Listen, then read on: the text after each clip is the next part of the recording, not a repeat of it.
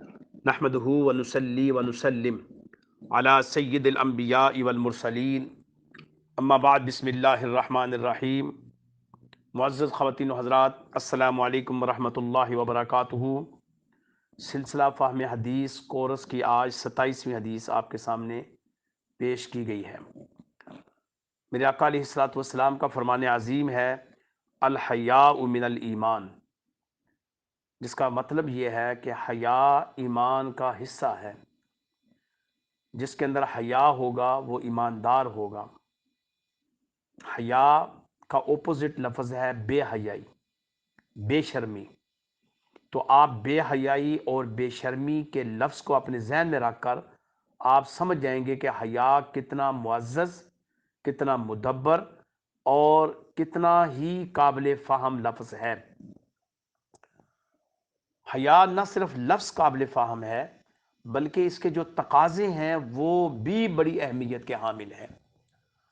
میرا آقا علیہ الصلوۃ والسلام کا ایک اور فرمان ہے جس میں آپ صلی اللہ علیہ وسلم نے فرمایا کہ اگر تمہارے اندر سے حیا ختم ہو جائے تو پھر جو جی چاہے کرو، تمہارا ہم سے کوئی تعلق نہیں۔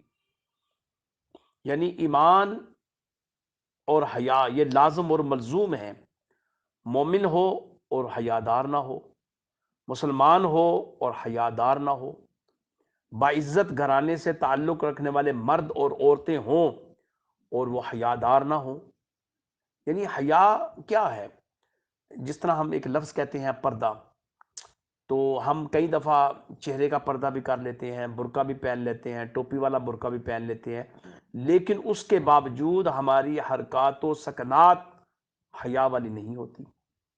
لیکن ایک ایسی بیٹی بھی ہے، ایک ایسی ماں بہن بھی ہے جنہوں نے نارمل سا لباس پہنا ہوا ہے اور ایک چادر اوپر ڈھانپی ہوئی ہے، لیکن ان کی آنکھوں میں بھی شرم ہے، ان کے چلنے میں بھی شرم ہے، ان کی باتوں میں بھی شرم ہے۔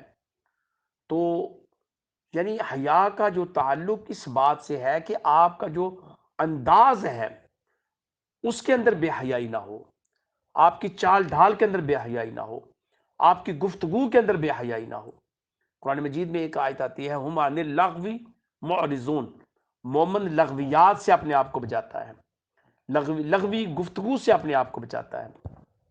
اب یہاں ایک کوسچن ہمارا اور بھی شامل ہو جاتا ہے کہ کئی دفعہ ہم کسی کو سمجھانے کے لیے ایسی گفتگو کرتے ہیں جس میں لغو باتیں آ جاتی ہیں، لیکن اس کا تعلق تشہیر نہیں ہے، اس کا تعلق کسی کی اصلاح ہے، اس کا تعلق کسی کی رہنمائی ہے، اس کا تعلق کسی کو کوچنگ کرنا ہے، اس کا تعلق کسی کی کونسلنگ کرنا ہے۔ لیکن اگر آپ لذت کے لیے اور بے مقصد اور بے مطلب اور بے معنی اگر آپ حیا سے ہٹ کر بات کرتے ہیں، بے حیائی والی باتیں کرتے ہیں، صرف تسکین قلب کے لیے، صرف کانوں کی سماعت کی تسکین کے لیے، صرف آنکھوں کی تسکین کے لیے، تو اس کے متعلق یہی ہے کہ وہ بندہ ایماندار نہیں ہے، اس کے اندر ایمان کی کمی ہے۔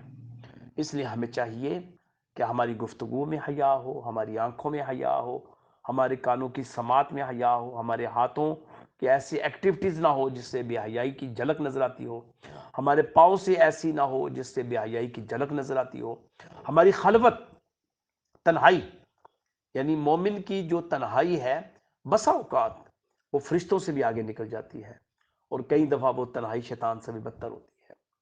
اس لیے اللہ تعالیٰ سے یہ دعا ہے کہ اللہ پاک ہمیں سمجھنے کی توفیق عطا فرمائے، آمین۔ وآخر دعوانا ان الحمد للہ رب العالمین، صلی اللہ علی حبیبہ محمد وآلہ وسلم۔